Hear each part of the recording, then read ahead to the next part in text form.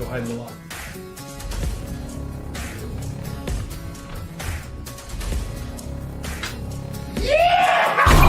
I'm here to collect Mr. Hawthorne's rent!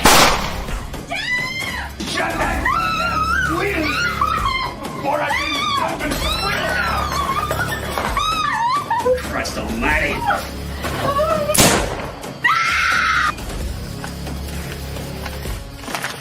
Johnny Fletcher busted into a farmhouse on his property. You bring me back that stuff to false. Well, well, look what we have here.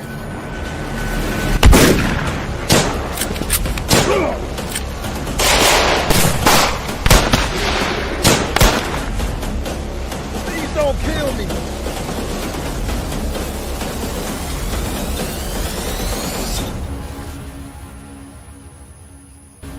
Gentleman John Fletcher! Damn it!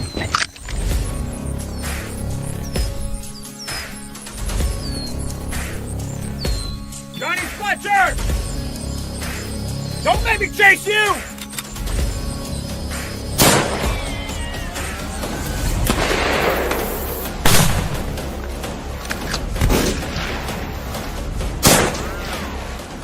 I didn't kill nobody. I didn't murder that family.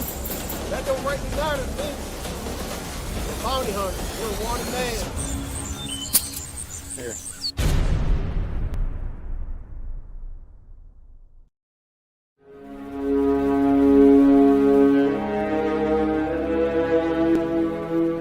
Out of the night that covers me, black is the pit from pole to pole. I thank whatever gods may be for my unconquerable soul. In the fell clutch of circumstance, I have not winced nor cried aloud. Under the bludgeoning of chance, my head is bloody, but unbowed. Beyond this place of wrath and tears looms but the horror of the shade. And yet the menace of the years finds, and shall find me, unafraid. It matters not how straight the gates, how charged the punishments the scroll. I am the master of my fate. I am the captain of my soul.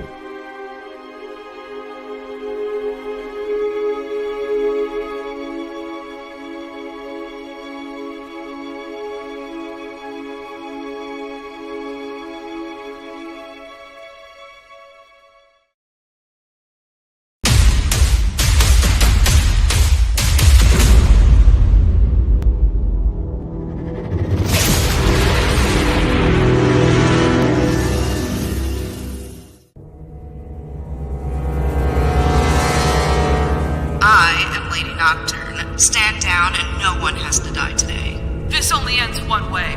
They'll kill you all. Why not take your chances in a prison cell? Alright, I'm coming out. My lord, I have a report. Speak. Our latest assassination attempt on Lady Nocturne has failed.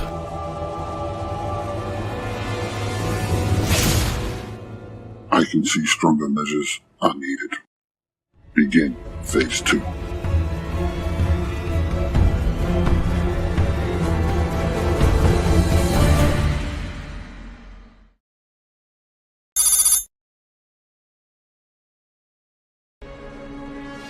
Captured! The notorious Lady Nocturne has been brought in through the valiant efforts of the Void Cobras. Get on the jail first. Prisoner, take 5 steps, then stop and turn to your right.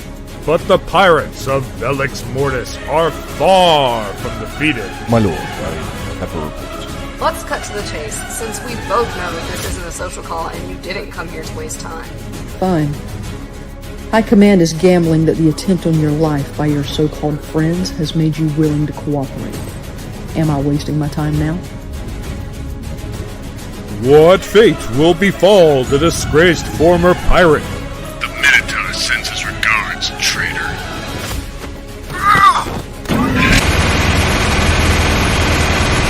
What does your High Command want, and what are they offering in return? High Command wants many things, but it wants to show a good faith first. Go.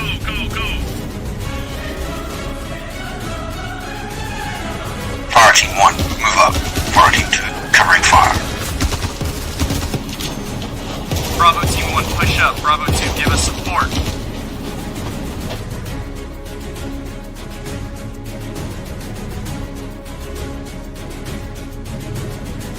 What next for now infamous mercenaries, the Void Cobras?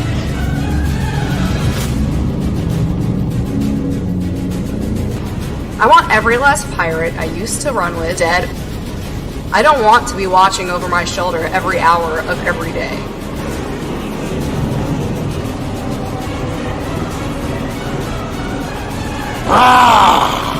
Now you die! Will the Void Cobras become targets of Lady Nocturne's former pirate comrades? Attention, crash override. This is Freighter Ebony Hawk. My ship just lost all power and thrust. We're going down. Mayday, mayday, mayday. There truly is no honor among thieves. You rabble will turn on each other at the slightest provocation. Okay, Fudge, moving past you. Find out on the next episode of Star Citizen Nocturne.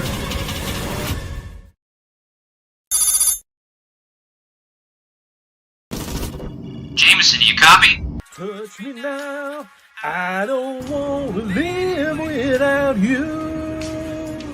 Nothing's gonna change my love for you. Jameson, we require immediate emergency extract. I don't know, man. It looks kind of hot over there. Oh, I've entrusted my life to idiots.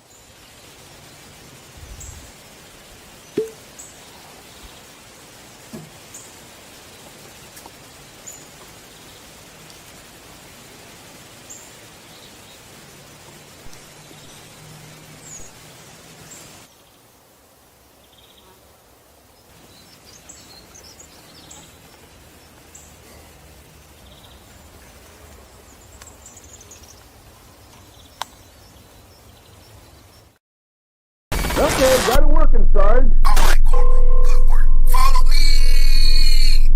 Y'all remember what Sarge said? Stay together, keep comms clear, and heads on the swivel. Clear. Okay, we're gonna secure it, then sweep the entire ship for survivors. Channel, you take point. Doc, you're behind me. Corporal, you're bringing up the rear. Understood, Sergeant. Taking track. Oh shit, I just saw something.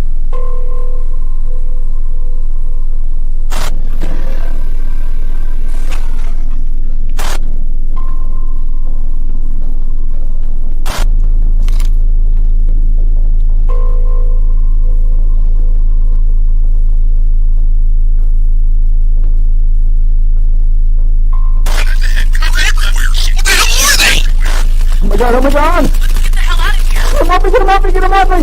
They're getting in my armor! Ah!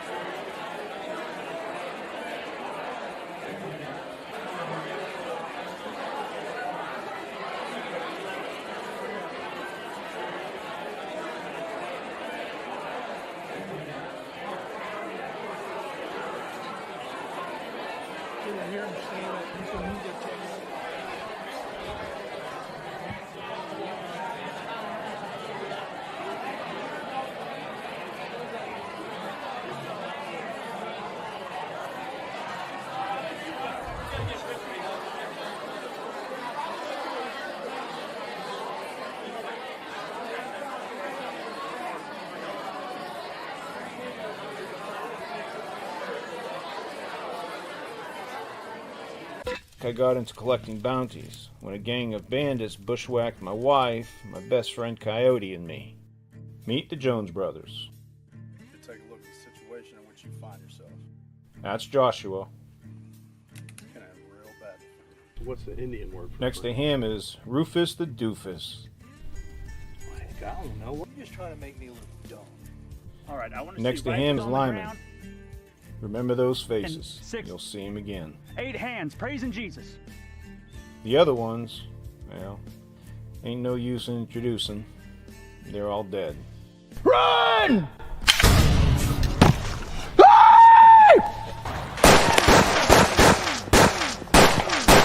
Obadiah, get the saddlebags! I got him!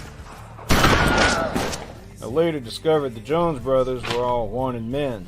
Figured I might as well get paid for taking my revenge. Man, we still wanted for justice. The post is still on the wall? So I hunted down the ones we didn't kill. Lyman, he sang like a bird. Rufus and Joshua were smuggling contraband down the river. Always to the same spot.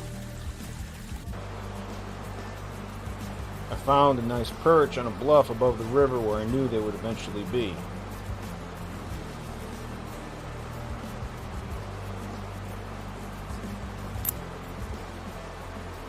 During the war, I was a sharpshooter. Coyote's Whitworth came in handy.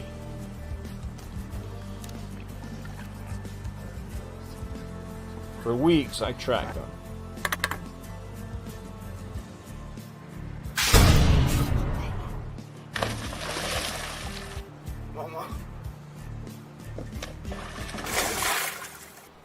Then I killed them.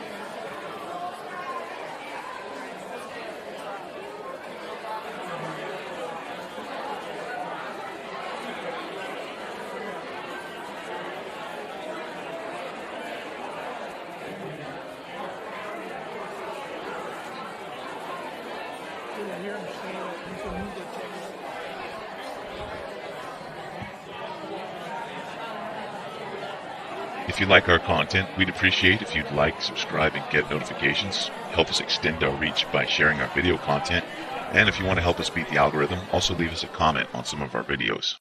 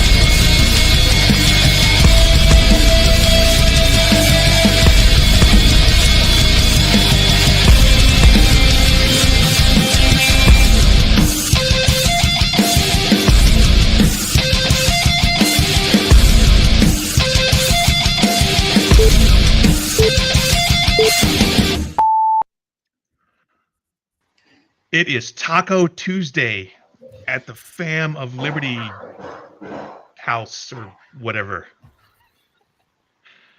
So I don't have any tacos, and I'm kind of sad about that. But we've got a special guest, as always. I'm going to let them introduce themselves.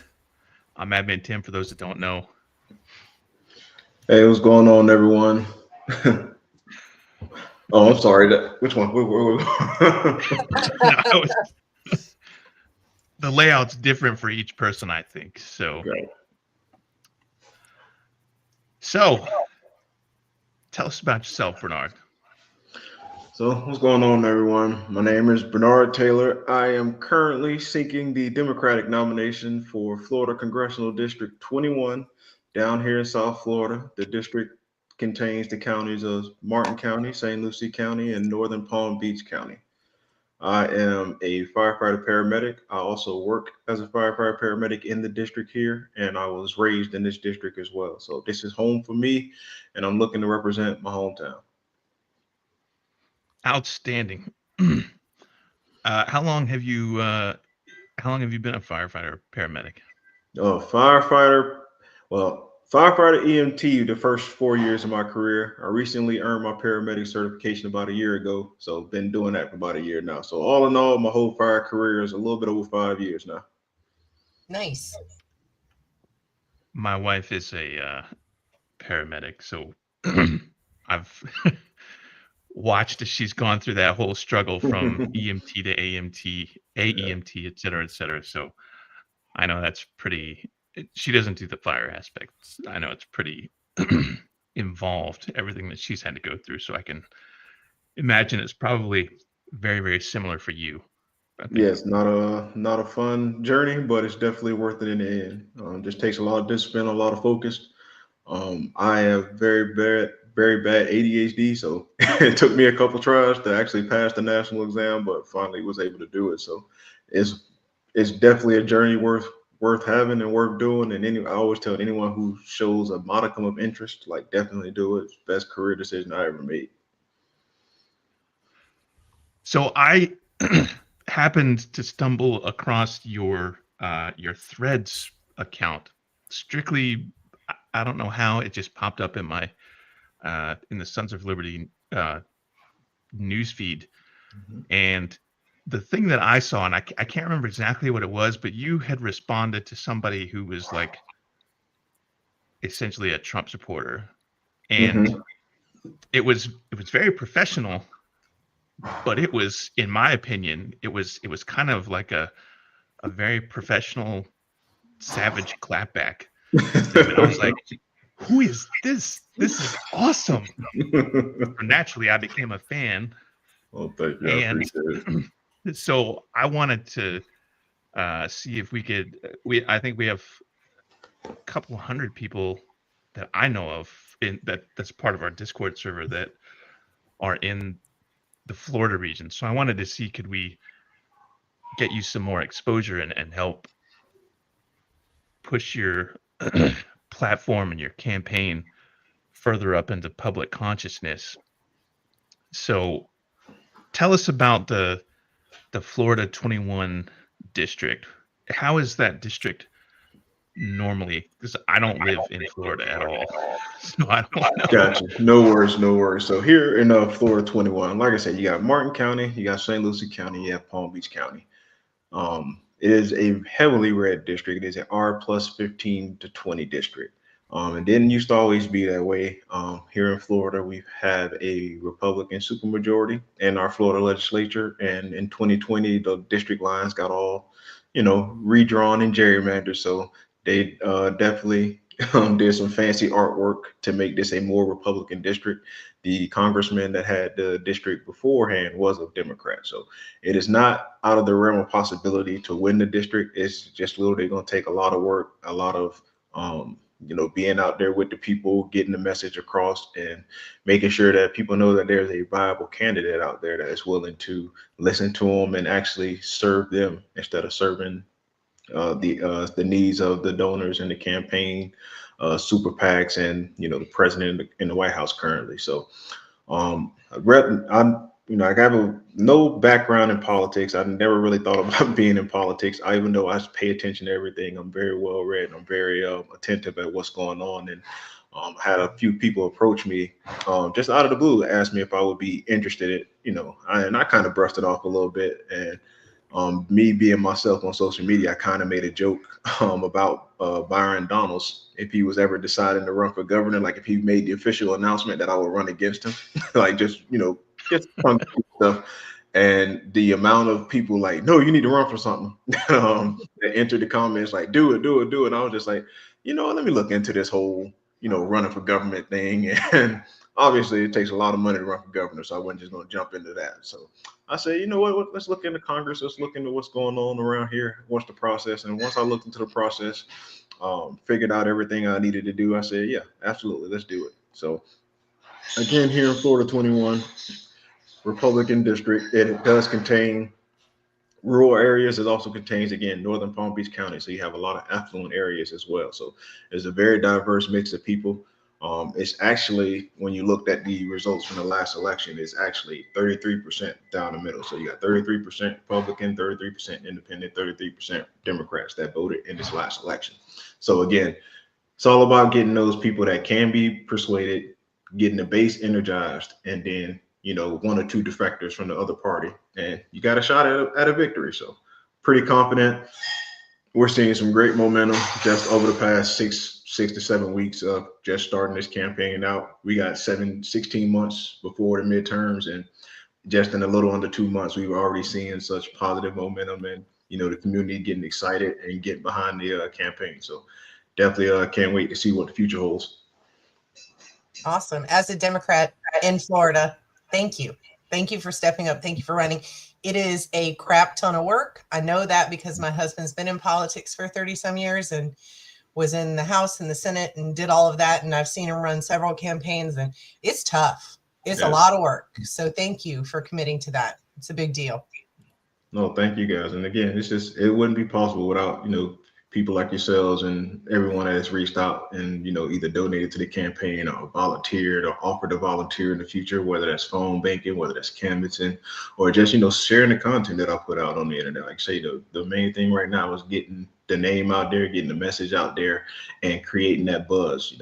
One of the things that is imperative in order to flip a district like this that is so heavily one way is that you have to start early, and you have to start convincing people and capitalizing on relationships very, very early.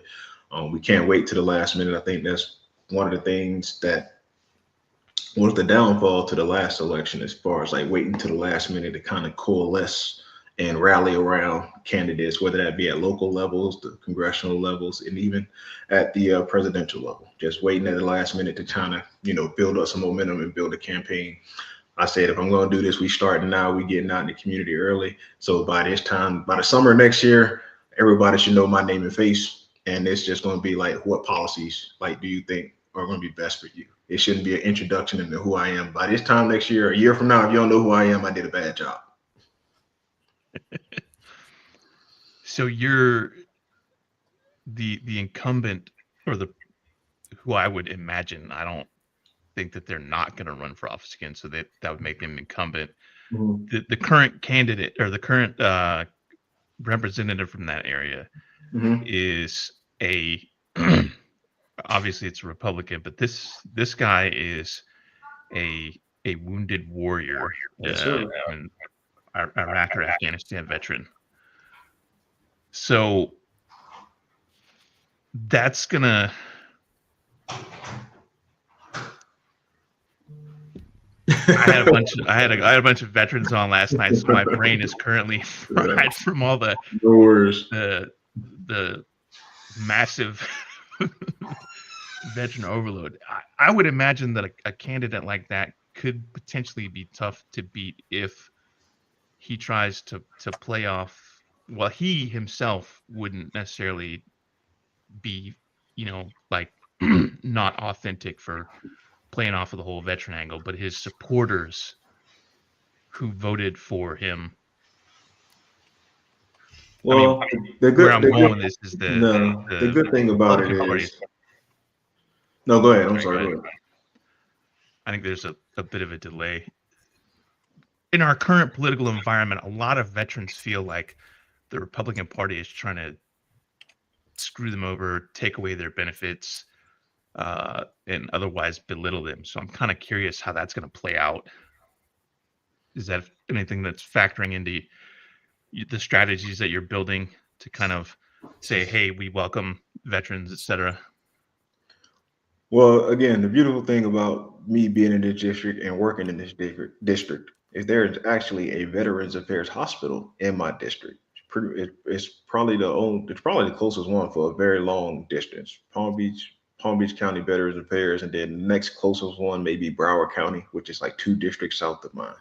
So a lot of people in my area and close by go to the Veterans Affairs Hospital. I transfer a lot of patients to that Veterans Affairs Hospital. So I speak with a lot of veterans, and I speak with veterans in this area, and the disdain that they have for their current representative, even though he is a veteran, because again, it would be different if this was his first time running and no one knew who he was. He was just a wounded veteran. He's a guy that lost, he's a double amputee. It'd be different if this was his first time running, as opposed to having a 9-year record of policies and voting patterns and things that you have done and shown people, the proof of what you believe and some of the rhetoric that you have displayed over the years. And like I say, every time I introduce myself and tell people who I'm running for, who I'm be running against, the amount of rated R words that I can say on the internet that I receive, and I'm just like, but man, he's a wounded, like they don't care. Like the jokes that they would have, they would all be fired from work if they ever got online and said any of the things that they said about this guy. So there's like, again, yes, he's a wounded veteran, and I honor and respect his services, but you got a 9-year voting record, and your personality, like he's not a very well liked person. I'm just gonna say it, just like he's not very well liked at all. So anytime you get grandma making fun of a double amputee, you know that man did something wrong. Now I gotta look up his voting record. Maria said that you should make your opponent answer how he can support all the denigrating speech and treatment of our veterans. Trust me, I got a whole bunch of questions and I bet you do. Things. I actually attended his town hall that he had here. He finally had a series of town halls after not having one for about 2,500 days. So I was able to attend his town hall in the reddest part of our county, and I went in there fully expecting to not hear what I heard, which was a lot of people angry. And I'm talking about this is like Trump lovers. Angry, and was like they was not buying the BS at all. So that's another thing that when I got in there, I was like, okay, these people might be ready for a change around here. So just a bunch of different things along the way, but yeah, he has a lot to answer for when the time comes. It's nice to hear that people are ready for change. It's about damn time. Yeah, we just got to make sure their memories don't become short term and forget about all this stuff by this time next year. We got to keep the pressure on them and keep letting them know to stay engaged. I see what you mean about his online comments. You're not familiar with Representative Mass? Oh, you got some homework tonight, Not brother. this way, because I don't hang out with dudes that make jokes about pedophilia. Yeah, man. Yeah, bro. You got some work to do, bro. You got some homework to do.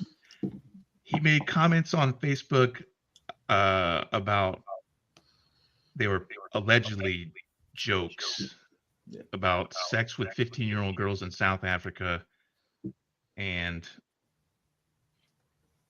whoa, I don't even know how to interpret this other thing about his pickup lines about rape and murder. Bro, like I say, man, when we get done with this, just you spend some time on the internet and you're gonna become very familiar. I don't know if I'll just have to take your word for it. I think. I mean, and that's the tame stuff. Yeah. Yeah, I'm sure a lot of that stuff they'll probably go back and delete, but in the meantime. No, I don't think so. It's been up all this time. That's when Oh, really? So he probably doesn't have anybody watching it then. No, it doesn't. Again, you have a double amputee wounded warrior. He doesn't have any shame, and he feels, just feels arrogant enough about a district like this that you can do and say whatever because you feel it's just such a ruby red district. They're going to vote for you just because you have an R next to your name.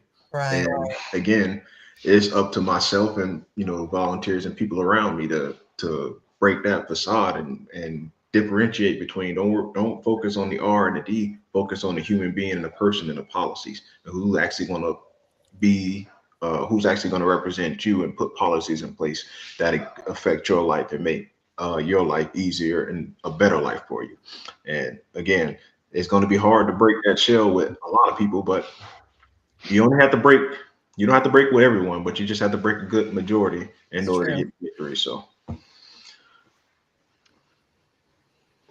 So this guy doesn't seem to be. You said he just had his first town hall or his first couple of town halls. Yeah, he did. He did 3 in one day. He did 3 town halls in one day. In each part of the district. So he did 1 in Palm Beach County, 1 in Martin County, 1 in St. Lucie County. Again, like I say, he was on stage, he was answering questions, and again, the crowd was not. Like I said, I have a video up on it on my YouTube channel. The crowd was not happy with any of the answers, and you can get a tell with his kind of personality. He's very, very arrogant, kind of smug, like that type of dude. And again, this area, I'm from here. Like I said, I'm from the Treasure Coast. He's from Michigan. He was, he moved here to run for the office. This isn't his home. He's a transplant. Yeah, I saw that. Yeah, so it's establishing those relationships with the people in the community. You said you're on the Treasure Coast. Is that what they call it? Yes. Down there? And what's the district number again? Was it 21? 21, yep. Okay. I have people asking because they came in a little late. So I just want to make sure that they know. And we will also be making a post with all your information, social media, all that stuff on our page as well to get the message out there. It's important, especially here in Florida. When I was coming up, we were a very blue state, not anymore. And look at us now. Yeah, we were blue, then started turning a little purple, then all of a sudden, when Miami Dade fell last year, that was it. When Miami Dade goes from blue to red, that's a huge hit, man. Miami Dade seem to be regretting it now.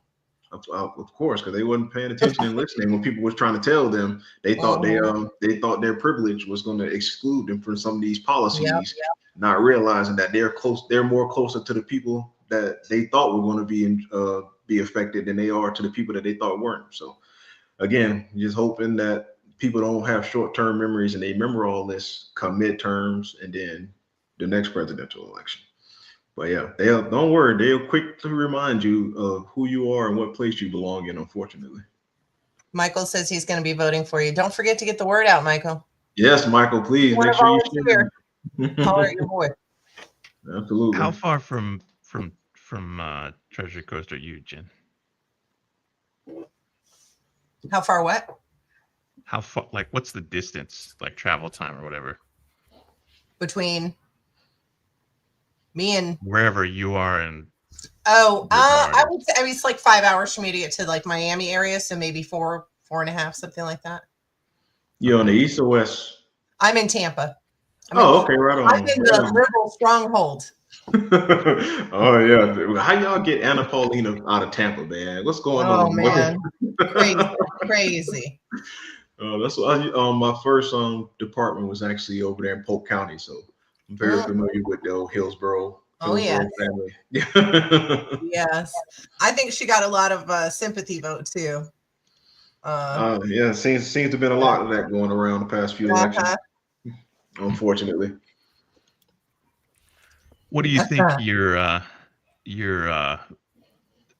say your top 3 platform talking points would be? Do they have like debates between the candidates like they do with the presidential candidates, or no? So what happens is, well, obviously there's a primary first, so it's me and 4 other people that are trying to get the Democratic nomination, as far as I know.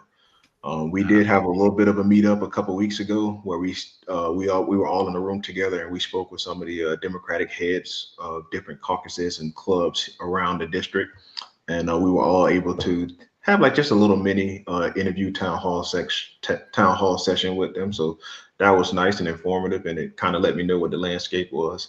And I just want to say, after that, I felt even more comfortable about my decision. So yeah, so so you have a primary. So nobody drops out. You have a primary election next year, August 26, 2026.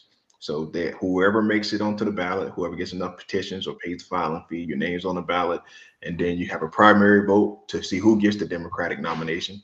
And then from August to November, you got 3 months to try to convince all these people that you're the right person, after just fighting 4 other people to convince that you are the person that deserves the opportunity to go try and fight for the right person. So hopefully during this early portion, I have enough momentum and people just start to rally behind me, and maybe some other people drop out or reconsider and throw their support behind me once they start to see the momentum behind me and all the people supporting me. Because like you said, this is hard work. It takes time and it takes a lot of money. I don't know anybody who wants to dedicate a bunch of time and money to something that they know they can't win. So that's another reason why I'm starting early. We want to eliminate that primary, that chance to having a primary. That way it could just be a strategic focus on me versus the incumbent. And if it does get to that point, there are opportunities for debates. That would be really up to him. If he wants to debate, he is the incumbent. He kind of controls that aspect of it. I can't, I wish I could be like on Head of State with Chris Rock, when I could just walk around talking about his mom and he'd get in a debate. It doesn't work that way, unfortunately. So we'll see. Like I say, I will know this.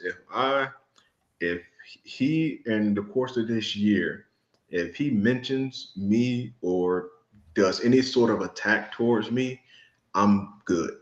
That means I'm doing very well, and he's worried. If he doesn't say anything about me, or he doesn't even know I exist, my campaign is not doing well. So what you're saying is we got to get this guy to talk about you. Yeah, which probably won't happen until next year sometime, like when it's actually time for election season. So when we get around this time next year, if he's still not mentioning me or whoever the candidate might be at, I don't know the future. But if he's not speaking on that person, chances are he's not very worried. The polls are looking good in his favor. However, if he does start to, throw an attack here or there, or start to, show a little weakness, then we in there. We got him, 100%. That would be amazing too. So you have to essentially, you're kind of waiting to see what happens with the primary. Like you're campaigning for the primary right now.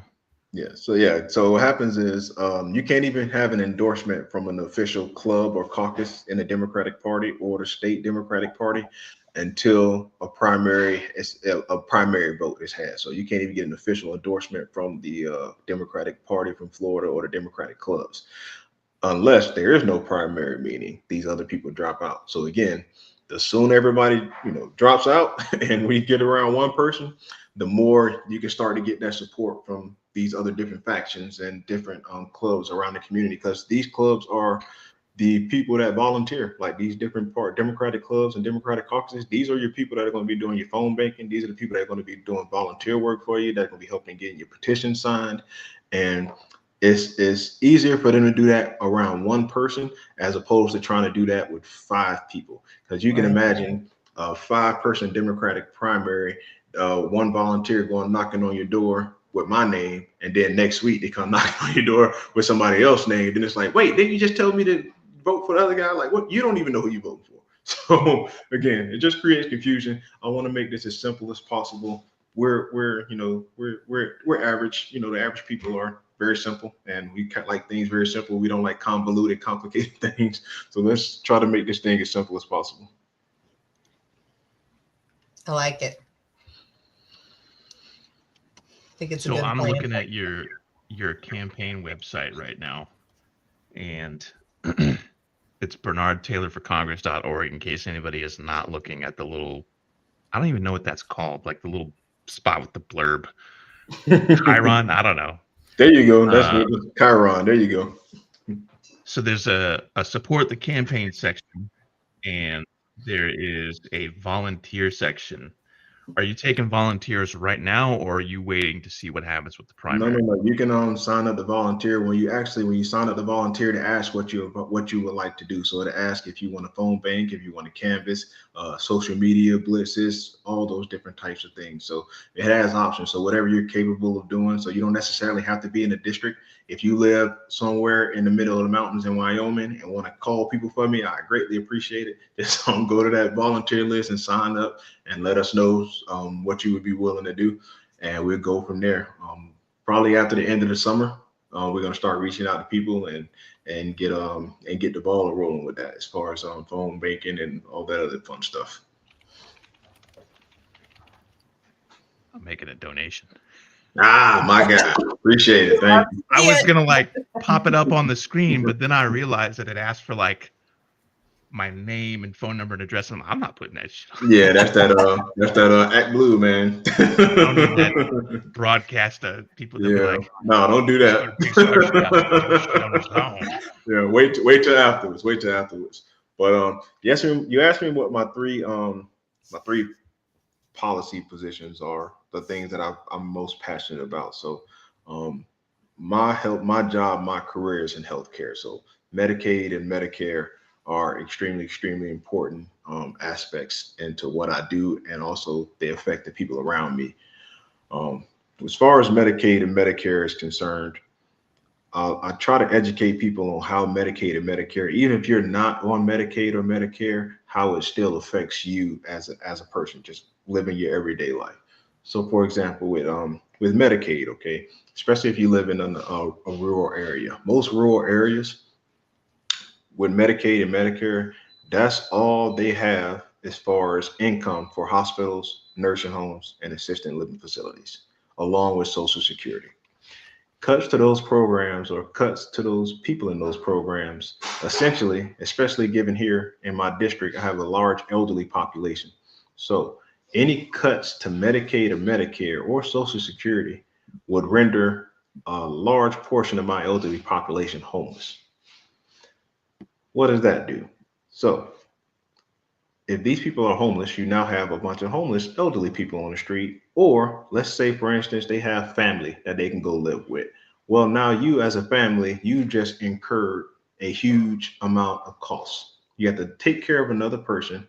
And you also, if that person requires 24-hour care, you have to pay for a care provider, or CNA, which is not cheap. So you're almost talking about a $60,000 to $90,000 expense coming into your home, because that person no longer has Medicaid, Medicare, or Social Security. Even if it's just cut half of their benefits, that can be devastatingly enough to where they can end up homeless or be a burden to their families. And again, these nursing facilities, if they're not getting the income from the Medicaid and Social Security or the Medicare, also these hospitals, a large portion of hospitals, Medicaid and Medicare pay a lot of their bills. If they're not getting that money, hospitals shutting down. Now, what if that's the only hospital where you live and the next closest hospital is an hour and a half, 2 hours away, and you have an emergency? You're ain't nothing coming back from that. You have an emergency and the hospital is an hour and a half away, you're dead. That's a wrap. Oh, because the other hospital had to shut down. Now, you didn't necessarily have Medicaid or Medicare, but the hospital that you depended on in case you had an emergency has shut down, and now you don't have a local hospital to go to in case you have an emergency. And the hospital closed down, so you've lost jobs. All the people that worked at the hospital are now unemployed. Now you don't have that money going into the local economy because these people don't have jobs. Everything rolls downhill. Everything affects everyone. Even if it doesn't affect you directly, it will affect you indirectly. And it's the same thing with the SNAP program. I grew up with SNAP. I grew up on food stamps. I know the essential and how important it is to have that $6 a day. $6 a day to feed, to feed a family of 5. But anyway, it's the same thing.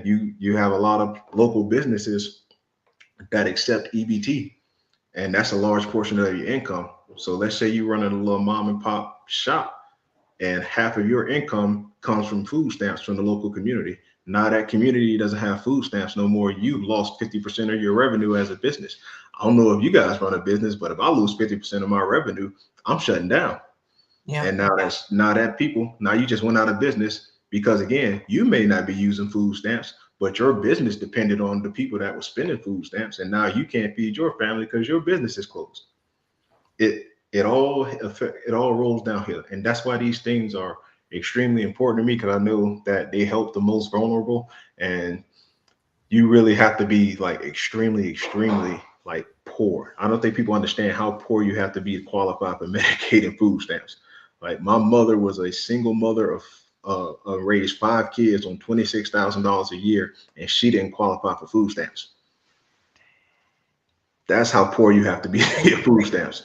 So, and to think that people would just rather live their lives on food stamps and Medicaid and not go get a job is the most insulting thing I've ever heard in my life. There's nobody, not even a quote unquote able-bodied adult, that's just sitting around and saying, hey, I get $230 a month in food and I got Medicaid health insurance. I'm good. I don't need to do nothing.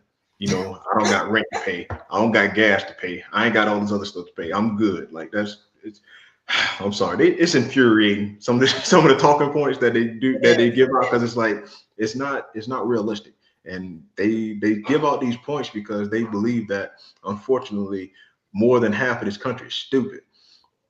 And it's unfortunate that they believe that, because I don't believe it's half, maybe a quarter, but not half.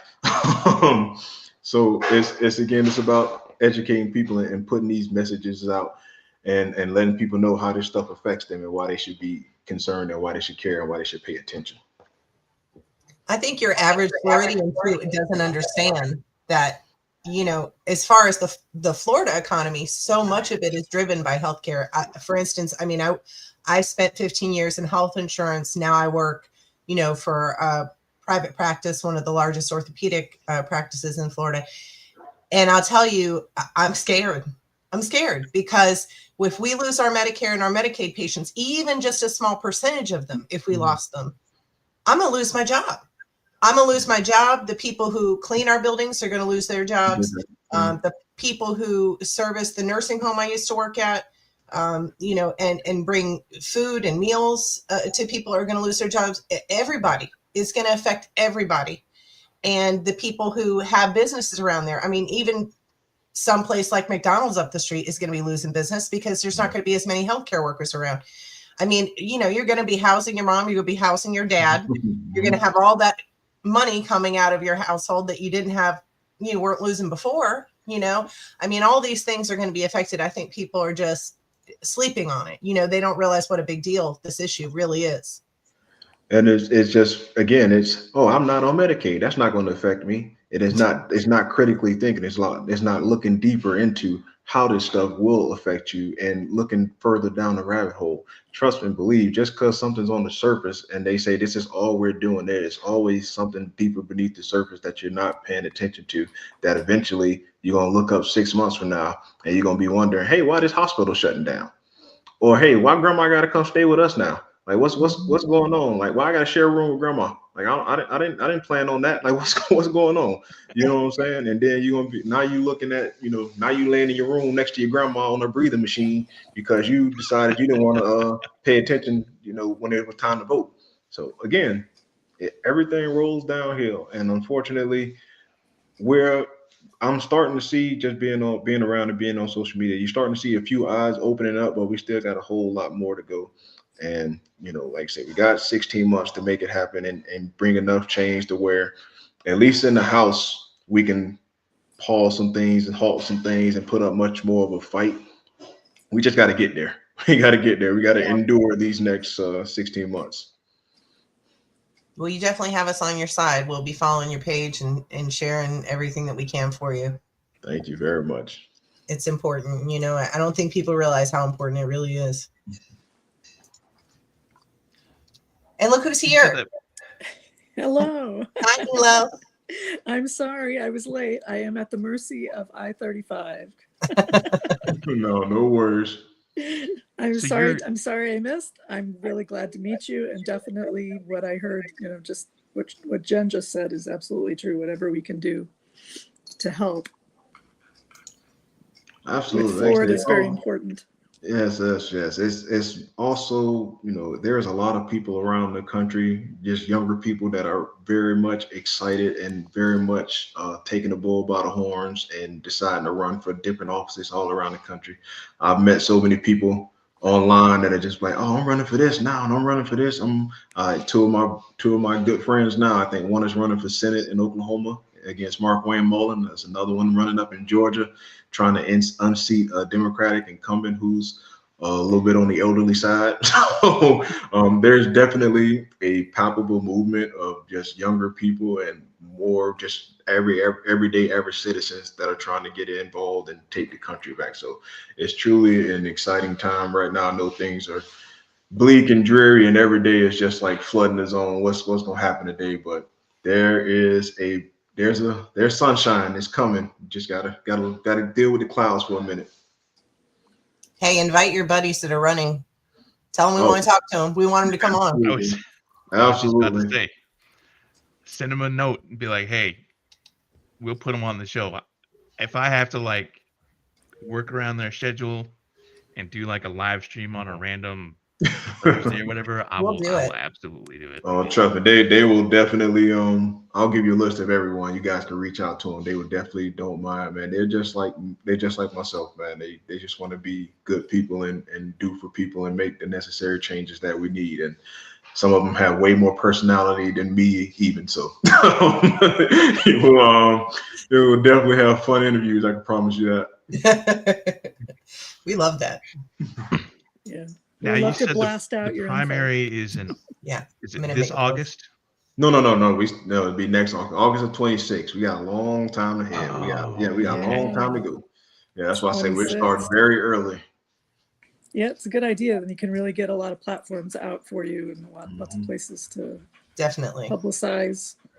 It's going to be a long slog until then. Everybody's really just like you said. It feels like just everything's dark, and I think it's kind of bad in a way because you become complacent when this seems like it's normal somehow, and it's totally not normal.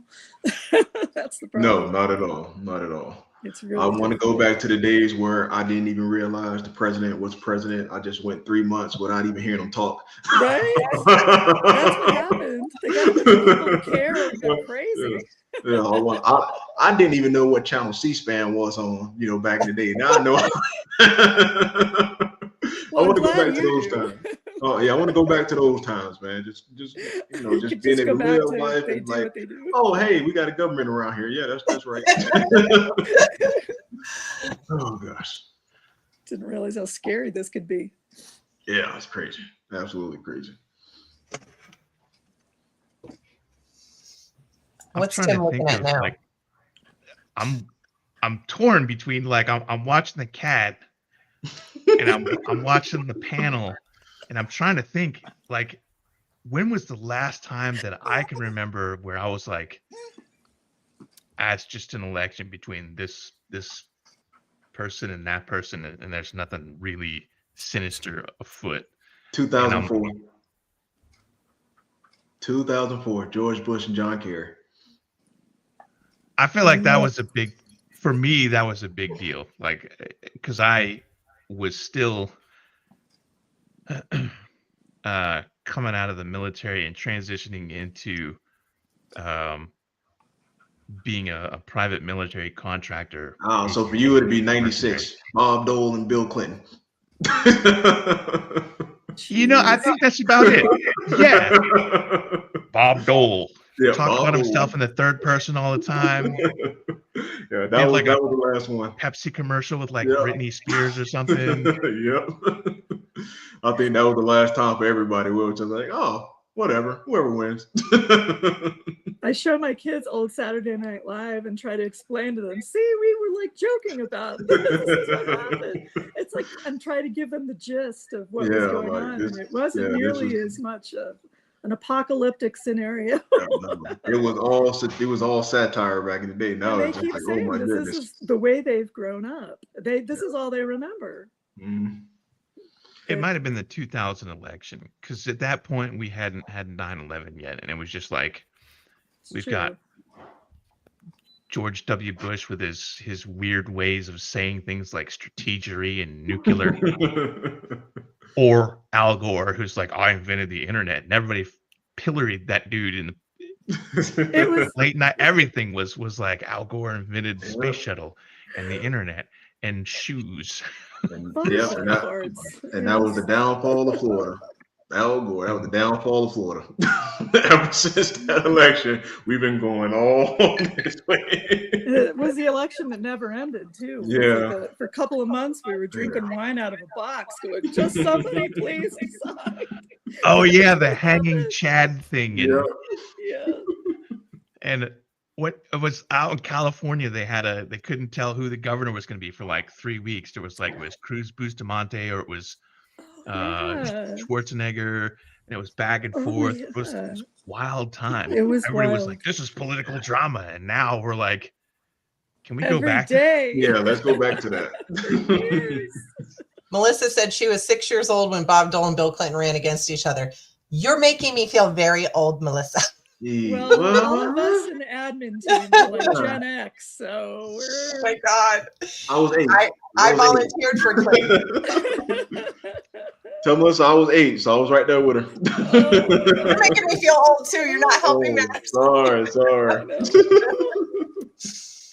I was already in the military when Clinton was going through the whole impeachment thing, and I remember like we used to make jokes like, oh, so the thing that governs military, in other words, military law, it's called the Uniform Code of Military Justice, or UCMJ, and there are some antiquated things in the UCMJ that govern, say, your sexual activity. For example, basically, and the barracks lawyers would tell you that essentially, according to UCMJ, you couldn't do anything but missionary with a person of the opposite sex. What you say? this was the era where Bill Clinton was like getting raked over the coals through the press because he'd had a blowjob in the office and had like inserted a cigar in a woman's holiest of holies. And so the military was like, okay, look, everybody's making jokes about the commander-in-chief and his activities, so we're going to make a rule. And they had to like put out policy that says thou shalt not mock the commander-in-chief because it's a prejudicial to good order and discipline or something like that. Wow, that's crazy. That's how old I am. Oh wow, that's remember crazy. That it was a lot of stuff that had never happened before during Clinton too, in a way. Like nobody had ever done these ridiculous things, and they had to figure out how to handle it. No, I wish we can go back to that. That seems really trivial, and it was really, just like that one thing. It wasn't that's all easy of enough. these things. For sure. Like I would be willing to put up with him being like a light sexual predator, and I can't believe I'm saying this, but compared to what we have now, like I would put up with people taking him to task over that. Not that I support sexual predators, just that if that is the only thing that I have to worry about is whether or not he's using his office to get laid and the optics of that, like the position of power, like that's a serious thing, sure, but it pales in comparison to the guy who was on Jeffrey Epstein's plane multiple times, who's been like taken to court and found liable for sexual assault and has like grabbed women by the pussy, et cetera, et cetera. Like I'll take Clinton all day over a Donald Trump any day of the week. Like if he wants to run for office again, and that's my choice between Bill Clinton and Donald Trump, I'll be like, I guess I'm gonna vote for the guy with the saxophone and the wet cigar. The cigar guy. Oh gosh. Well, luckily there is no Monica's possibility of that dress. happening. Thank goodness.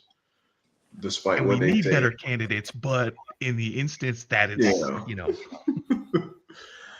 And the good thing I try to tell people too is like it is a cult of personality. So like once this is over, you got to worry about this. Nobody else can do this. They don't have anybody else that with the charisma or with the aptitude to be able to pull this off. And it's literally not even. It's not I'm even hoping him. that's true. It's not even him. I though. hope It's that's like, true. It's not him. He's gonna be in full dementia by next year from the way he's going. And Stephen Miller continue to run the country like he's doing now. And then once all that blows over and they're out of office, things can get semi back to normal, hopefully. But It's right a lot now of we got ones to fix. yeah. Hopefully, again, this bill doesn't pass. Because if this bill doesn't pass, then I'm gonna be spending the next decade or so trying to fix my life and fix everybody's lives.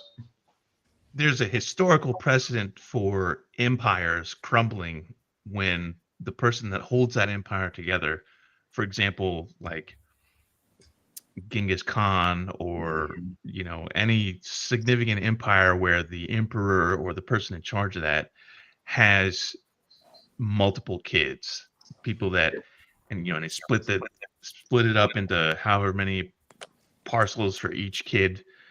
And I'm distracted by the cat. So I'm kind of hoping that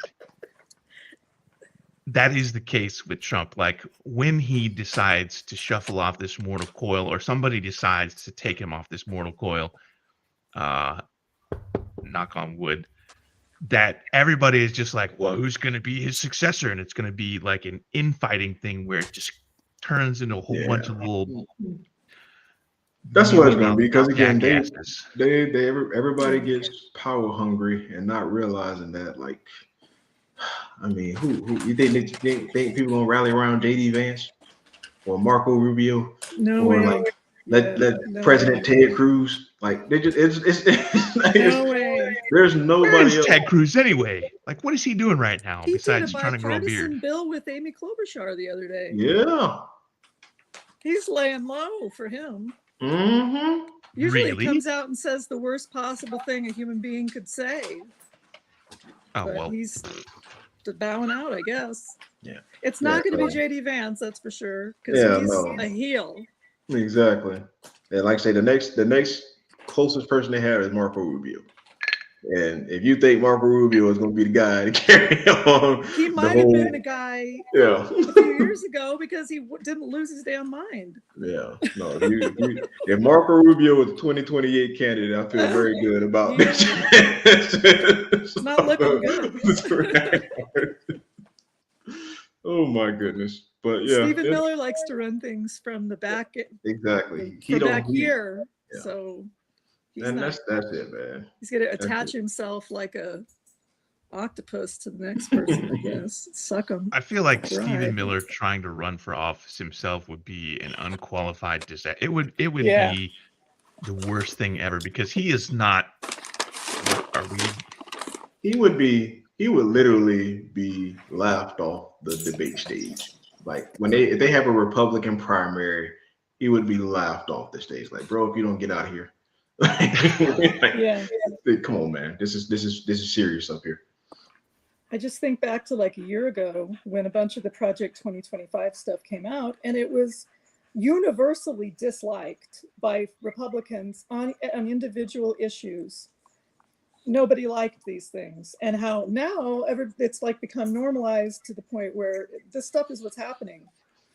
It's the same stuff, and they're fine with it and making excuses for it. And people don't like admitting when they were wrong. People definitely don't like apologizing or have a hard time apologizing. It's much easier to try to justify why you were right as opposed to being like, oh, you guys did tell us this was going to happen. And they're getting their talking points from the same people that are telling them, oh, no, it's just this. It's fine.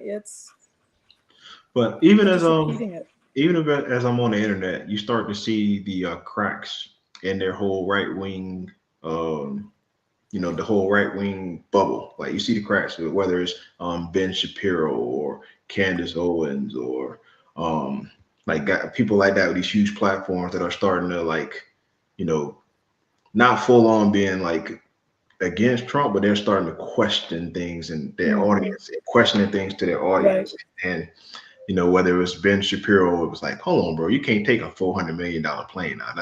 I can't defend that. It's funny where they're lying.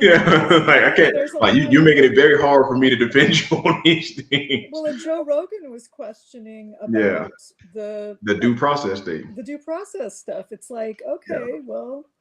And that's what I'm saying. Like you're starting to see the little cracks in the bubble. And what's going to happen after the midterms, when it's time to really jump shift, you're going to see a big 180 with all these big right wing influences and their whole talking points after the midterms, because now again he's not going to be able to run again, and nobody's going to feel threatened or going to feel afraid to speak out.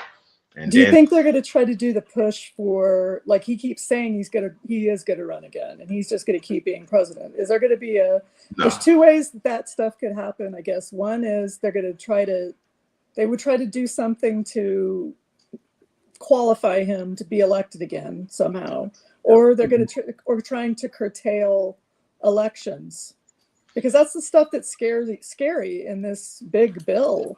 Is the stuff that's not related at all to the budget. And it's trying to do things like he could call off elections. Well, we know that the only legal way for it to happen would be a constitutional amendment, which requires 66% of the House and Senate and a combination of 2/3 of the states. So you're not getting that. Right. No. Yeah. So legally it ain't happening. The only way I could see it is if, God forbid, somehow we ended up in some type of war where we could suspend elections. They keep trying to say that's why that's their big strategy for saying that Venezuela has been invading us, so that they can wartime powers.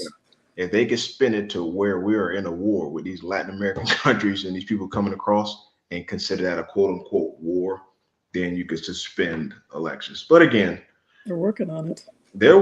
And again, we have, for what it's worth, the courts are still holding up by the skin of their teeth. Even the Supreme Court has pushed back every now and again. So I know it's tough, and it's probably the foolish optimist in me. But it's just like, hopefully you got some people with some level, some monicum of morality somewhere in their spirits. May not be all the way over their spirits, but somewhere to where they know, hey, there will eventually be consequences for all this stuff once this guy's out of power.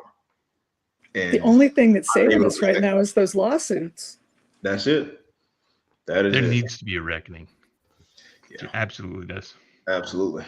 We'll see. But again, right now we have to focus on getting these midterms and getting this house flipped over and switched. And it's the job of myself and you guys and everyone that wants to, see the right thing happen and see this country be better and be what it was meant to be, and not the laughing stock we are now, locally, internationally, just everywhere. It is absolutely ridiculous.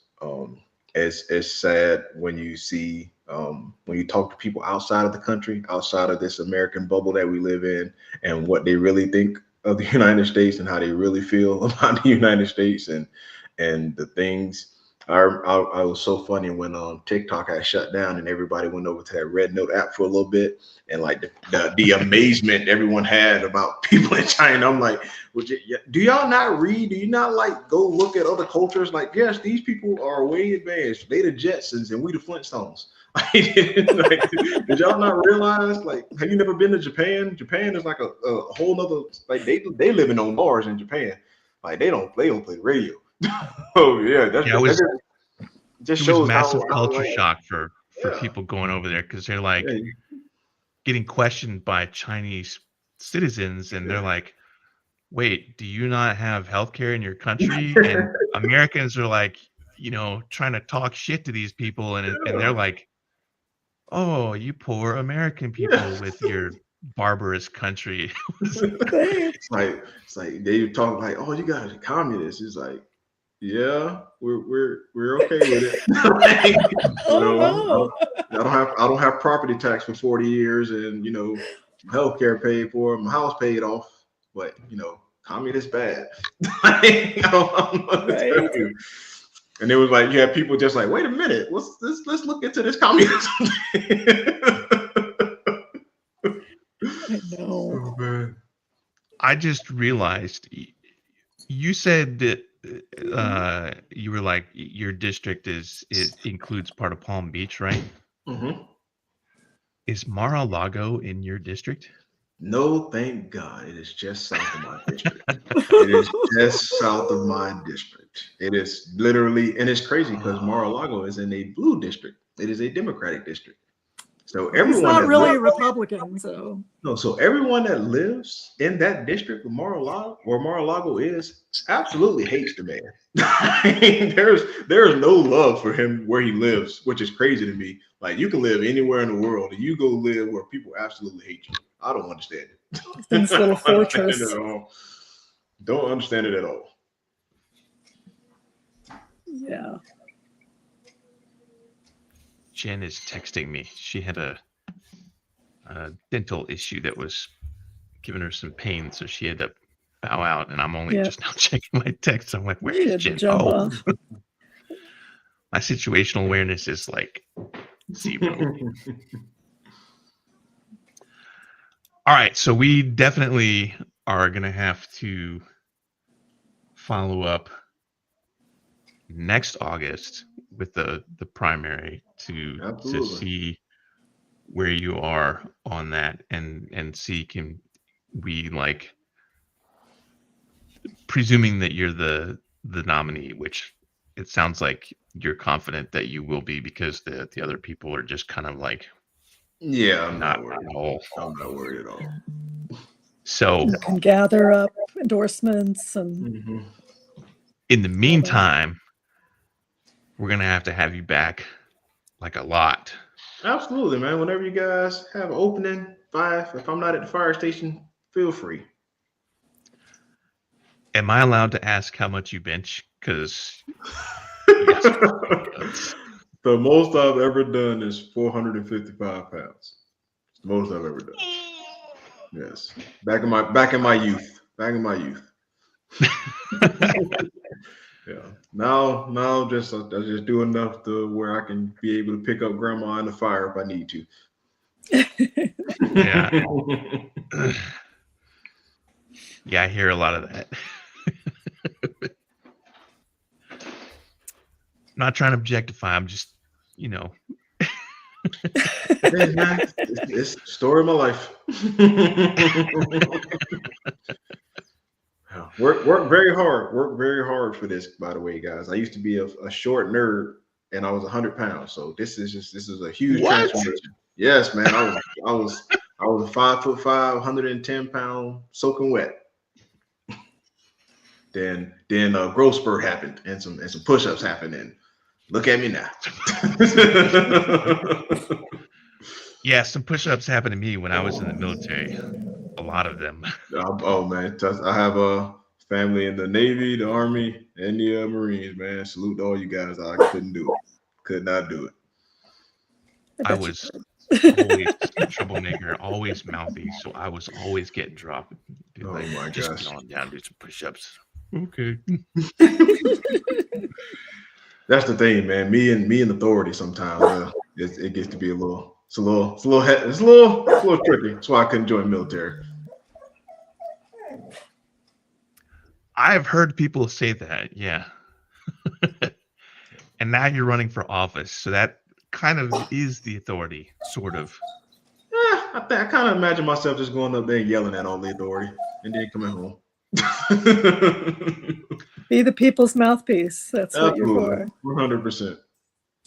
So best case scenario, you win the election and you are now the representative for Florida 21, and you're now Representative Taylor.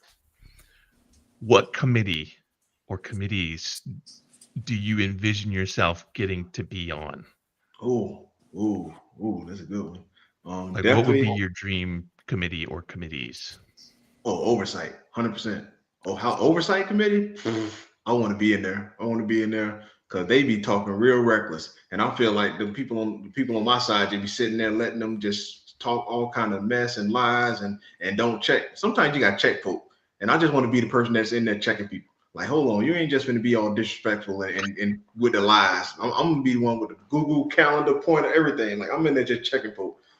That's the oversight committee. And then the Ways and Means Committee. I definitely want to be involved in the Medicaid and Medicare and healthcare in the country. So definitely those two committees. Lisa, what's up with some firefighter? You can make some Oh funds. man! Oh Lord! If I got a camera. I guess I got to be raising money, huh? All right, I'm gonna get back to you on that, Lisa Joe. Yeah, some election themed ones. Yeah, absolutely. I'll get back to you on that one.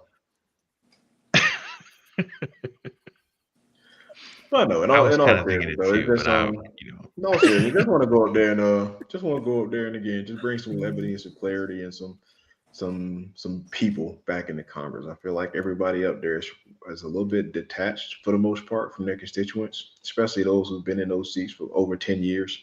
I can't imagine them like really just staying connected. Once they get in and they got their donors and they got their stock market trades and they're starting to make a little money, you forget where you came from. You forget the people that put you in office, and you forget to look out for the people, and instead you're looking out for these people that are donating to your campaign to keep you elected and keep you in power.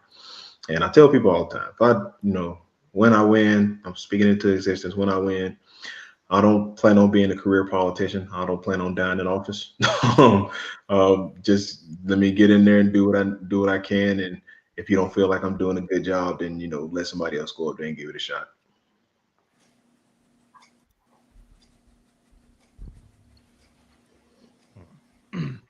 Sorry, excuse me. All right. So everybody needs to go to bernardtaylorforcongress.org, especially if you're in Florida, and check out how you can support this budding campaign, which I did not realize was still going to be till like next August. I was like, oh yeah, we got to get on this right now, get on the hype train and get it going. I'm like, oh, we got some time. Okay. Yes, sir. Yeah. So there's a spot on the website for donations, and I'm not being paid to say this. I just happened to make that observation. So I went ahead and made a donation myself. I don't live in Florida, so I can't like volunteer to canvass, but we have a lot of people that are in Florida that would probably be willing to help out. So you have a campaign staff yet? Yeah, so I do have a campaign manager. She's awesome. She's gotten everything organized. She built that website. She built everything up. I'm literally just the face. She does all the behind the scenes paperwork, does all the finance. She's awesome. Miss Arnold is very much awesome, and I wouldn't be where I am today if it wasn't for her. So shout out to Miss Sharice Arnold, my campaign manager, for keeping me organized, keeping everything updated, and making sure I'm doing things the way I'm supposed to. So there is nothing that stops me from being on that ballot and you guys from voting for me next year for the midterms in November 2026, because we're going to speak it that there will be no primary. They will drop out and just get behind me. That'd be nice. If you build up enough, I bet. Well, the good news is, again, just my fundraising is going well. My social media following is migrating from my personal to my congressional page, and I'm blowing up everywhere. I just went viral again, so there's definitely momentum going. All right. My wife just got home, so I'm gonna cut the stream a little short. No worries, man. I trust me. I understand. Happy wife, happy life. I definitely want to have you back. This has been a fun show, and I will be reaching out, or Janet might be reaching out. Janet is the person who handles my scheduling, and she knows more about it than I do. But I will definitely be reaching out, or she will be. Probably. No worries, man. Whenever you want to have me on, just let me know. We got to have a list of all of our friends of the show that are going to be needing a boost. That's a good point. We've had Kat Abugazale, and I feel like there was one other. We have another one coming up next week. I got to find the name so I don't butcher it. I think it's Aiden Swallows. So, and then I know we have a couple of other people who are running for office that are in the family of liberty. So we definitely want to have as many progressive-minded candidates, especially the younger ones, because we've been driving that message pretty hard that all these old white guys in office need to get the out. And don't worry, man. I got a whole list for you. I'm gonna send you an email. Yes, please, because we will definitely reach out, and if it gets to a point where I'm like finding people like, when can I be on the show? And I'm like, well, I'm kind of booked solid for the next like 17 weeks. Then maybe I'll start doing 2 a week. Absolutely, we're gonna get it there. We're gonna get it there. Especially next year.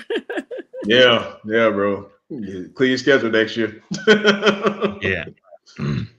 Oh, Richard Ojeda, we had him on last night. Yeah, Richard. I was thinking about Richard.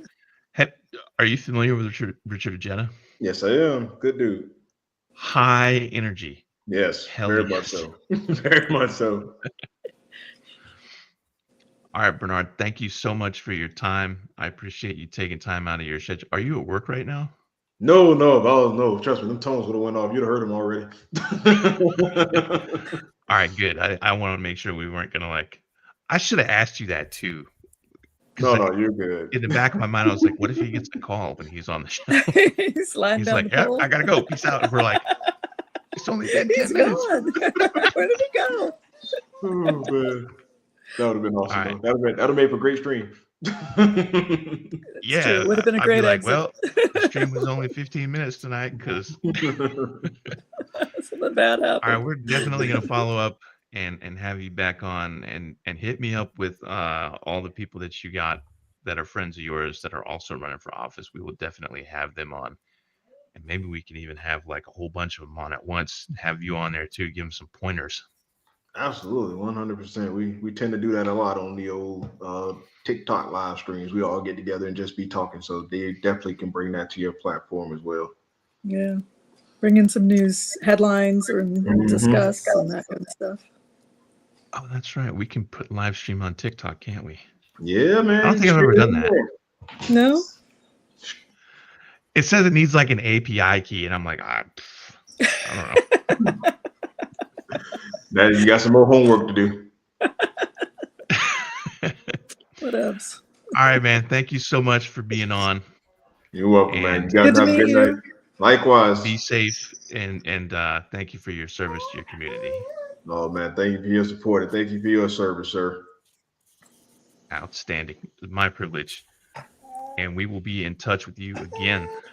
2 claps and a